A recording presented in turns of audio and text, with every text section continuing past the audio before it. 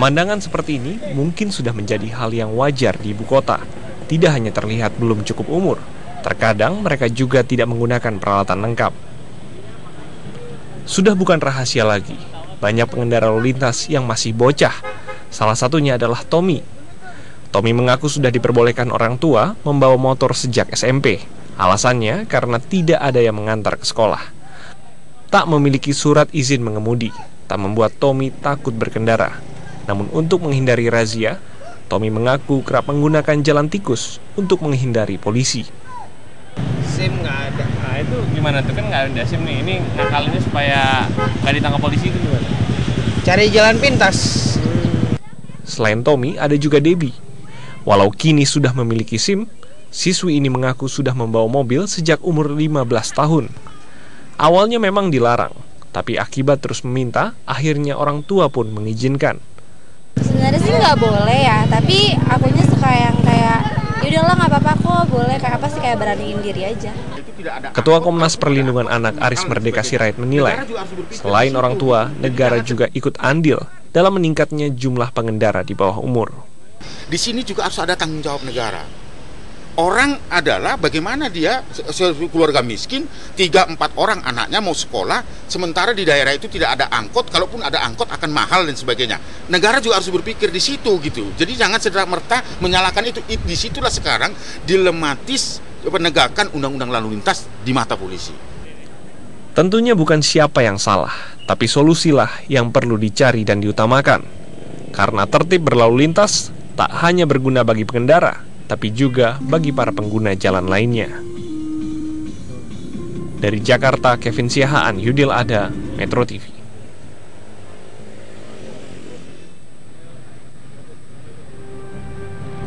Pemirsa, selamat malam. Anda menyaksikan Suara Anda bersama saya, Rory Asyari. Kecelakaan maut yang melibatkan putra bungsu dari musisi Ahmad Dhani, yakni Ahmad Abdul Qadir Jailani atau yang biasa disapa dengan Dul, menewaskan 6 orang. Tidak hanya itu, kecelakaan yang terjadi pada Minggu dini hari ini juga menyebabkan 9 orang luka berat, termasuk Dul sendiri. Pertanyaan kita tentu saja sama, kenapa anak berusia 13 tahun sudah diizinkan untuk menyetir mobil sendiri? Siapa yang harus dimintai pertanggungjawaban dan pelajaran apa yang bisa kita petik dari peristiwa ini? Kita akan berbincang nantinya dengan 2 orang narasumber. Yang pertama adalah Kakor Lantas Polri, yakni Irjen Pol Puji Hartanto.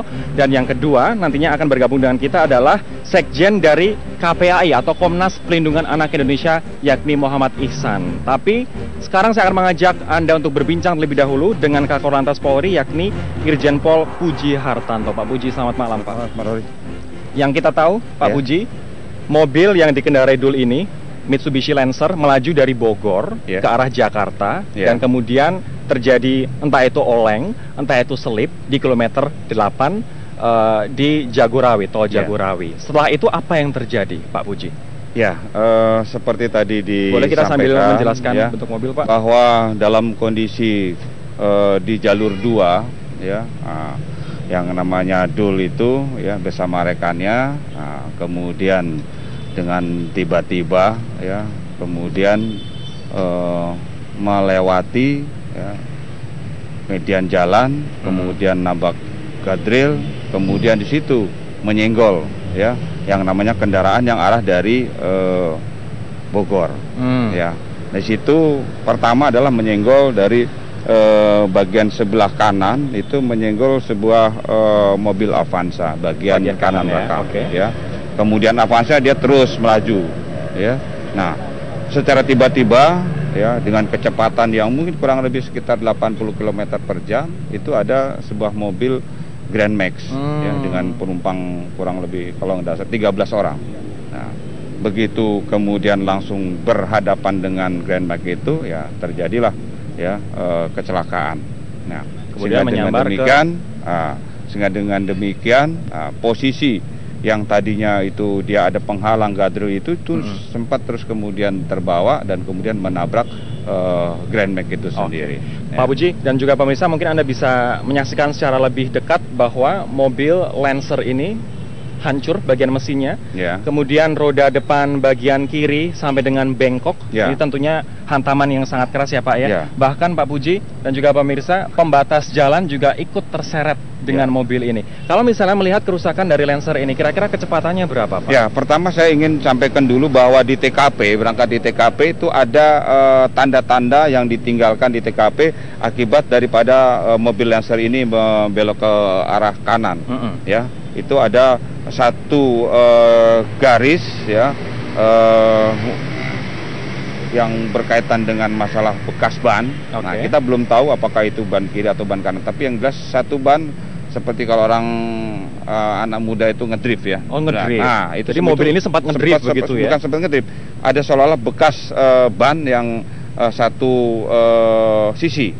Nah, kemudian dari situ menabrak guardrail tadi. Nah, guardrail ini kan ada dua juga, bagian sebelah kiri dan sebagian sebelah kanannya. Itu semuanya terhempas. Kemudian yang pertama tadi sudah saya katakan, dia mengenai dulu mobil Avanza, ya, bagian belakang sebelah kiri, sebelah kanan. Terus kemudian setelah itu baru datang mobil Grand Max mengenai bagian depan Grand Max yang boleh dikatakan dia persis, dan ini hampir 1 meter dia masuk ke bodinya penyok sampai dengan 1 meter. Tapi kalau tadi pertanyaan saya Pak, kecepatan kira-kira berapa Lancer? Kalau diperkirakan kecepatan Lancer ini ya antara 100 sampai dengan 110 km per jam.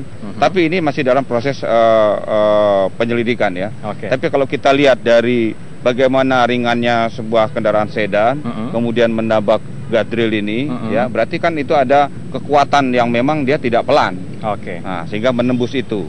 Nah, begitu pula dengan menghantam Grand Max ini ya. Mungkin teman-teman bisa kita secara gambarkan lebih detail tadi soal saya katakan, Grand Max ini. Jadi sebelum dia ke Grand Max, kita sempat nabrak ini dulu. Avanza ini adalah di bagian sebelah kanan yang kemudian tadi tersenggor, terpapas, tapi dia terus melaju.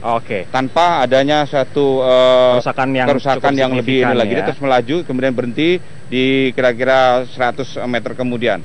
Nah, begitu kemudian setelah menabrak Avanza baru menabrak berisi 13 orang dan bagian moncong dari mobil ini sampai masuk 1 meter ke dalam ya, masuk.